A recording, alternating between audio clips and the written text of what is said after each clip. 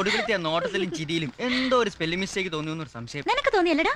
എനിക്കും തോന്നി. ഇനിയിപ്പോ മൂപ്പിലാന് തോന്നിയാ തന്നെ സംഗതി അടിപൊളി. Very sorry. എന്തായാലും ഭാഗ്യം എപ്പോഴും ഇവന്റെയും സോനയുടെയും കൂടെയാ.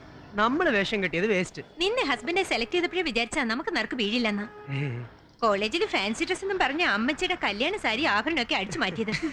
പറഞ്ഞ പോലെ എവിടാ ഇത് കഴിച്ചു മാറ്റിയൊന്ന് ഫ്രീ ആണ്ടേ? എങ്ങനെ ഇതൊക്കെ ഇട്ടിട്ട് കോളേജിലേക്ക് പോവാ? നേരെ അങ്കിൾസിലേക്ക് വിടാം. അവിടെ നീ ഭാഗ്യദോഷികൾക്ക് ഒരു ഐസ്ക്രീം എങ്കിലും മേടിച്ചു കൊടുത്തില്ലെങ്കിൽ മോശമല്ലേ? ഇവരുടെ ശാപം കിട്ടും. അങ്കിൾസാ പള്ളി പറഞ്ഞാ മതി. നേരെ താജിലേക്ക് വിട്. 10 പവന് സേട്ടിന്റെ കടയിൽ പണയം വെച്ച പവന് മിനിമം 2500 വെച്ച് 25,000. മുഴുവൻ വേണ്ട, 5-1. നിങ്ങൾ താജിലെത്തി മെനു കാർഡ് നോക്കുമ്പോഴേക്കും ഞാനും സഞ്ജും ഫണ്ടും ആയിട്ടെത്താം. സോന, ആ ബോക്സിംഗ് ഇടേ. ആദ്യം അതൊന്നും തുറക്ക്.